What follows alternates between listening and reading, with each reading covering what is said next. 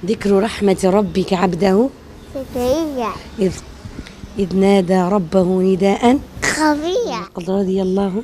صوت محمد. السلام علیکم ورحمۃ اللہ وبرکاتہ۔ امید کرتا ہوں کہ آپ سبھی حضرات خیر و عافیت سے ہوں گے۔ اللہ رب العزت آپ لوگوں کو اسی طریقے سے ہمیشہ شاد و آباد رکھے۔ اب جہاں بھی رہیں محفوظ رہیں، صحیح سلامت رہیں۔ میرے دوستوں اور میرے پیارے بھائیوں، ابھی آپ نے سٹارٹنگ میں ایک چھوٹی سی کلپ دیکھی جس میں ایک ننھا منھا پیارا سا بچہ، 2 سال کا بچہ جو کہ حافظ قرآن ہے، 2 سال کا بچہ حافظ قرآن ہے، اور یہ اتنی حیرت کی بات ہے کہ اس پر سارا ملک فخر کر رہا ہے۔ اس بچے پر پوری دنیا کے مسلمان اس بچے سے ملنے کی خواہش رکھتے ہیں، اس بچے کو دیکھنا چاہتے ہیں۔ آج ہم اسی بچے کے تعلق سے کچھ ضروری باتیں کریں گے اور قرآن کے تعلق سے بہت اہم باتیں کریں گے۔ تو آپ کو خدا کا واسطہ، قرآن کا واسطہ، ویڈیو کو آخر تک دیکھیے گا، صرف قرآن کے لیے، میرے ویو کے لیے اور میری ویڈیو کے لیے نہیں، قرآن کے لیے۔ جو میں آپ کو چند باتیں بتاؤں گا انشاءاللہ اس کو اپنی زندگی میں اپنائیے گا اور اس پر عمل کرنے کی کوشش کیجیے گا، ٹھیک ہے؟ یہ جو بچہ ہے یہ افریقہ کا رہنے والا ہے، ٹھیک ہے؟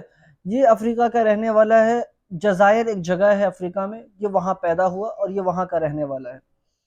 یہ بچہ اتنا کرامتی بچہ ہے کہ اس کی والدہ جہاں سے قرآن پڑھتی ہے اس سے آگے یہ پڑھنا شروع کر دیتا ہے۔ لوگوں نے یہ کہا کہ اس کے اوپر جنات کا اثر ہے، جنات قرآن پڑھتا ہے، یہ قرآن نہیں پڑھتا۔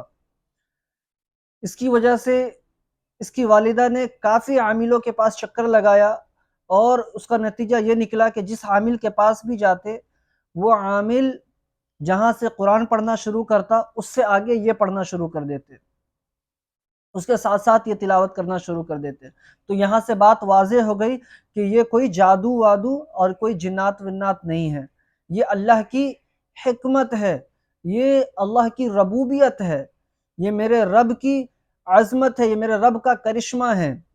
یہ 2 سال کا بچہ، اس کے اندر اللہ نے یہ خوبی ڈالی ہے کہ اگر یہ کسی مشہور قاری، جو دنیا کے مشہور و معروف قراء حضرات ہیں، ان کی آواز سن کے ان کے نام بتا دیتا ہے کہ کون سا قاری ہے یہ، ان کی تلاوت سننے کے بعد۔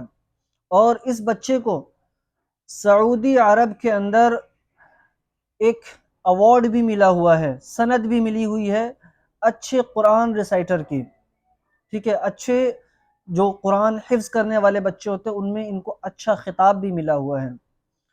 رہی یہ بات، اب آپ ان کی ایک ویڈیو دیکھیے۔ ذكر رحمة ربك عبده زكريا إذ نادى ربه نداء خفيا قد رضي الله.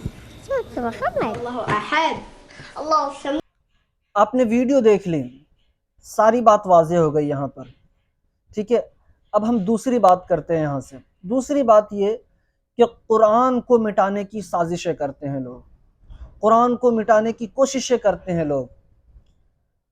جہاں دیکھیں، چاہے وہ سویڈن کا معاملہ ہو یا پھر ہندوستان کے اندر ہو یا پھر دیگر ممالک میں ہو، قرآن کے پنوں کو جلایا جاتا ہے، قرآن کو جلایا جاتا ہے، قرآن کے پاروں کو جلایا جاتا ہے، لیکن قرآن نہ مٹا ہے اور نہ مٹے گا، ٹھیک ہے؟ کیوں؟ اِنَّا نَحْنُ نَزَّلْنَا الذِّكْرَ وَإِنَّا لَهُ لَحَافِظُونَ، اللہ نے اس کو نازل کیا ہے اور وہی اس کی حفاظت فرما رہا ہے، ٹھیک ہے؟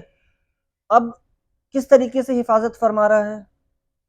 وہ اللہ جس نے حضرت یونس علیہ السلام کو مچھلی کے پیٹ میں محفوظ رکھا، اس اللہ رب العزت نے جس نے حضرت ابراہیم علیہ السلام کو آگ میں محفوظ رکھا، وہ اللہ جس نے حضرت موسیٰ علیہ السلام کو سمندر میں راستہ دے دیا، وہ اللہ رب العزت جس نے حضرت یوسف علیہ السلام کو کنویں میں محفوظ رکھا، وہ اللہ رب العزت جس نے حضرت زکریا علیہ السلام کو آخری عمر میں اولاد عطا کی، وہ اللہ رب العزت جس نے حضرت ہاجرہ کو صحرا میں زمزم دیا، کیا وہ اللہ اتنی قدرت نہیں رکھتا ہے کہ وہ اپنے قرآن کی حفاظت کر سکے؟ بے شک وہ رکھتا ہے اتنی قدرت، اور اس نے اس کی حفاظت کے لیے خود ذمہ داری لی ہے، تو اب اس کے باوجود قرآن کو کیسے جلایا جا رہا ہے؟ غور کیجئے گا اس بات پہ۔ اس کے بعد قرآن کو اس لیے جلایا جا رہا ہے تاکہ ہمارے اندر کی جو غیرت ہے، جو مر چکی ہے، وہ جاگ سکے۔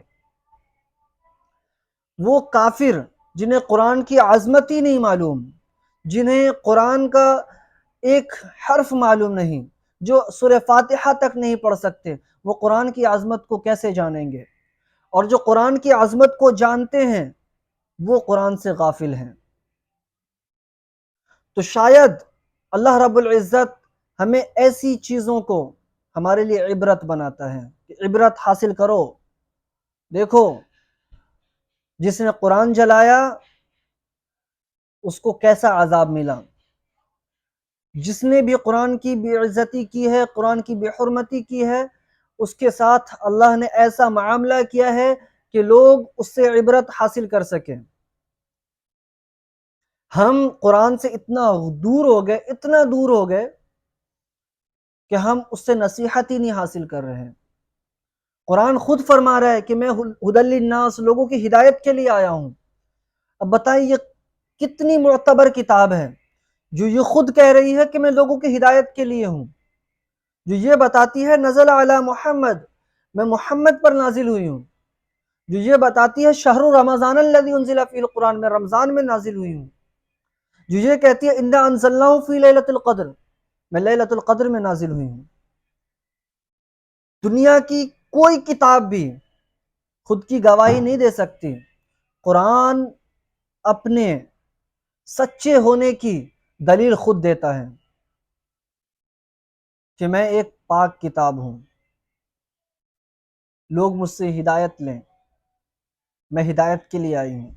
لیکن مسلمان غافل مسلمان، جلسوں میں جاگنے والا مسلمان، مسجدوں کے لیے سونے والا مسلمان، مزاروں کے لیے، خانقاہوں کے لیے رات بھر جاگنے والا مسلمان، فجر کے وقت سونے والا مسلمان اس قرآن سے غافل ہے۔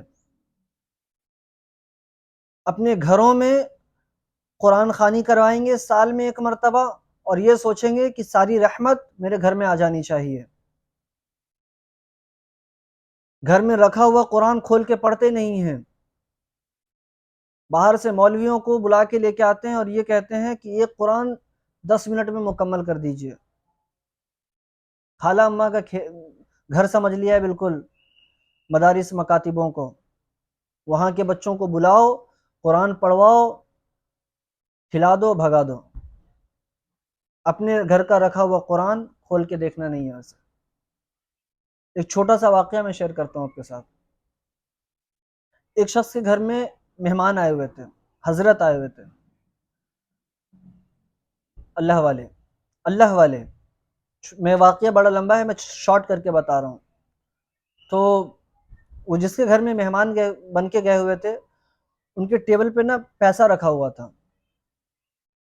انہوں نے کیا کیا، وہ پیسہ اٹھا کے قرآن کے اندر رکھ دیا، اور قرآن جہاں پر وہ لوگ رکھتے تھے وہاں پہ لے جا کے قرآن کو رکھ دیا۔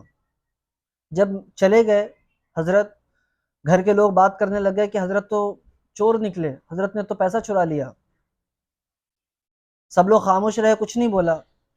جب حضرت اگلی بار آئے